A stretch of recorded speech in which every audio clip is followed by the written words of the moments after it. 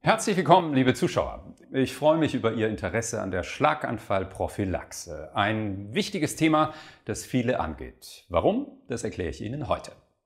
Der Schlaganfall ist in Deutschland und weltweit die zweithäufigste Todesursache. Ein Viertel bis ein Drittel der Betroffenen stirbt innerhalb des ersten Jahres nach einem Schlaganfall. Und er ist einer der häufigsten Gründe für Behinderung im Erwachsenenalter.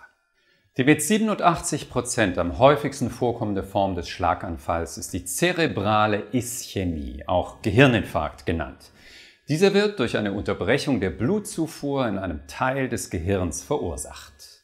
Auslöser sind häufig Blutgerinnsel, die ins Gehirn geschwemmt werden und dort ein Blutgefäß verstopfen. Die Folge? Das Blut kann nicht mehr fließen, die Sauerstoffzufuhr im betroffenen Gehirnareal wird unterbrochen und der Bereich stirbt ab. Um einem Schlaganfall vorzubeugen, ist es wichtig, die Risikofaktoren zu kennen, die ihn auslösen können. Einer der größten Risikofaktoren ist eine bestimmte Form der Herzrhythmusstörung, das Vorhofflimmern. Patienten, die unter Vorhofflimmern leiden, haben ein 5-fach erhöhtes Schlaganfallrisiko.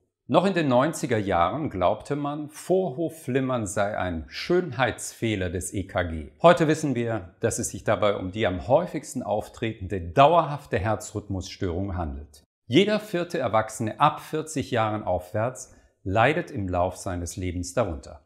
Die mit Vorhofflimmern verbundenen Gesundheitsrisiken und Folgen können lebensbedrohlich werden, wenn sie vom Arzt nicht erkannt und behandelt werden. Und das passiert leider oft, da die Störung meist nur kurz und unregelmäßig auftritt. Mögliche Anzeichen sind oft unspezifisch, wie zum Beispiel Herzrasen, Herzstolpern, Schwindel, Atemnot oder auch Schmerzen in der Brust. Manche spüren auch gar keine Symptome.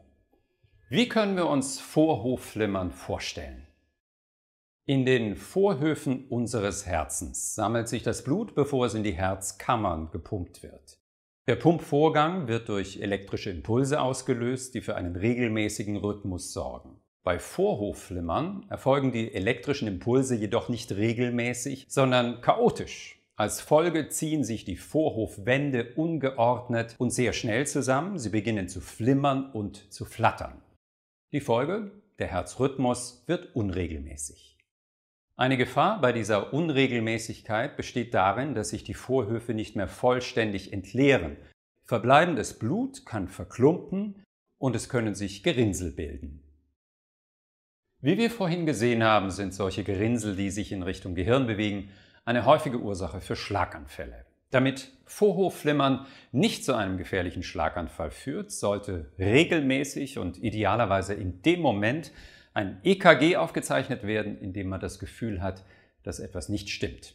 Also wenn man Anzeichen einer Herzrhythmusstörung spürt, wie zum Beispiel Herzstolpern oder Herzrasen. Vor allem Patienten, die unter Bluthochdruck leiden, sollten hier wachsam sein, denn gerade Hypertoniker haben ein besonders hohes Risiko, an Vorhofflimmern zu erkranken. Da ist es gut zu wissen, dass es mobile EKG- und Blutdruckmessgeräte für zu Hause gibt, mit denen mögliche Risiken frühzeitig erkannt werden können, so wie dieses hier. Solche Kombigeräte haben den Vorteil, dass man mit ihnen nicht nur den Blutdruck messen, sondern auch jederzeit ein EKG aufzeichnen kann. Und das ist gerade in dem Moment wichtig, in dem man einen unregelmäßigen Herzrhythmus spürt. In der Regel hält eine Arrhythmie ja nicht so lange an und beim Arztbesuch ist häufig nichts mehr festzustellen. Wenn man jedoch den unruhigen Herzrhythmus im richtigen Moment aufzeichnet, dann ist das eine große Hilfe bei der Diagnosefindung. Wie so ein Kombigerät funktioniert, erfahren Sie im zweiten Teil unseres Films.